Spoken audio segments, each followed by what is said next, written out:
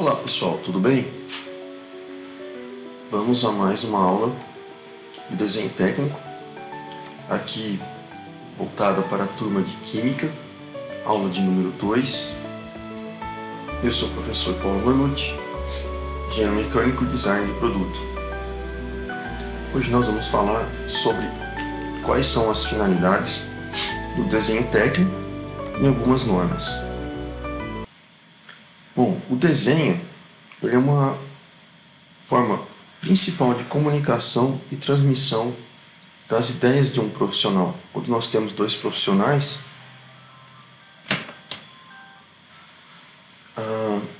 uma forma deles se comunicarem em relação aos projetos que eles criam é através do seu desenho.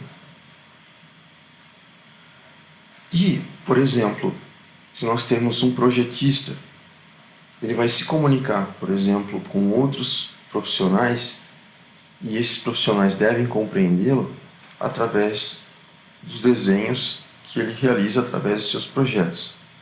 Da mesma forma, se você já tem os projetos prontos, este mesmo projetista vai conseguir entender os projetos criados através de uma linguagem comum, que é o desenho técnico. Portanto, qual seria a função da normalização para desenhos, no caso desenho técnicos, uso de normas? No caso do uso de normas, nós estabelecemos uma simbologia específica para o desenho técnico. E, como a gente conversou nos slides anteriores, um padrão de comunicação entre os projetistas. Então, a comunicação entre eles requer um padrão comum, uma simbologia específica, já que eles estão conversando ao nível de projetos.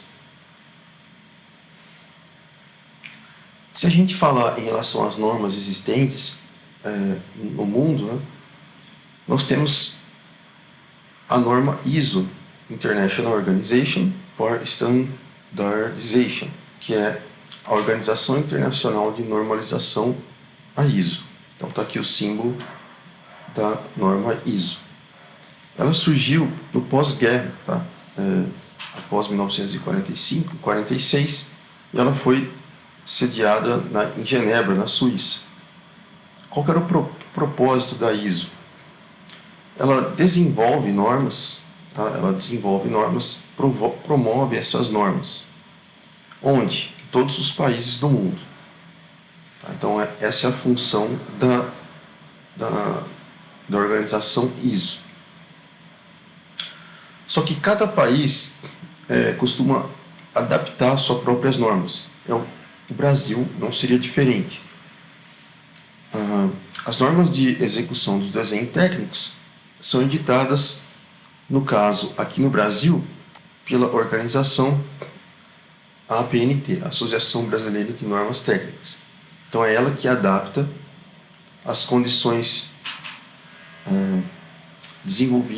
promovidas pela norma ISO à condição do Brasil.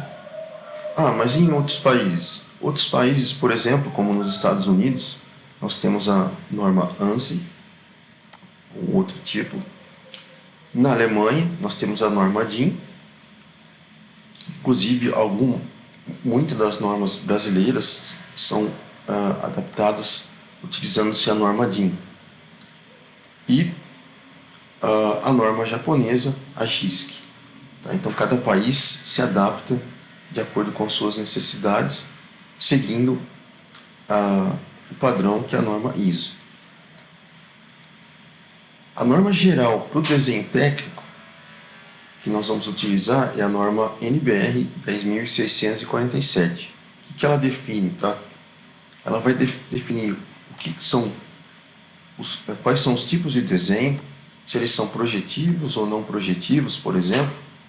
Um desenho não projetivo, por exemplo, seria um esquema, um fluxograma industrial do funcionamento de uma, por exemplo, de uma indústria de cana-de-açúcar. Um desenho projetivo seria uma única peça produzida com suas dimensões, tá? A norma também especifica qual é o grau de elaboração, se é esboço, croquis, desenho preliminar, etc. Os detalhes do desenho, né, são desenho de componente, de conjunto, de detalhe. Qual o tipo de material que você usa para realizar o desenho e a sua técnica de execução, se é a mão livre ou computadorizado. Na ABNT, a norma aparece nesse formato, tá? Nesse tipo de documento. Já a norma NBR 10.068, o que ela vai definir para a gente? Está aqui a norma 10.068. Ela vai definir para a gente o tipo de folha de desenho, o layout, as suas dimensões, a padronização das folhas, margens e legendas. Então ela é importante devido a essas características. Aqui eu selecionei para vocês várias normas específicas para o desenho técnico. Então, se a gente for trabalhar com escalas, e nós vamos, né, temos aqui uma NBR 8196, a NBR 8403, aplicação de linhas em desenhos, né, tipos de linhas, larguras de linhas. Essas duas que a gente, 10.068 que a gente já falou, né, a 10.067, representação em desenho técnico, para cotagem 10.126, né? E assim por diante. Então nós temos vários tipos de normas aí para todas as condições de uso do desenho técnico. E para finalizar, para um desenho arquitetônico, por exemplo, uma das normas principais para representação de projetos de arquitetura, como exemplo aqui, né? A gente vai colocar a NBR 6492, ok? Então a gente finaliza por aqui e até a próxima. Bons estudos, pessoal!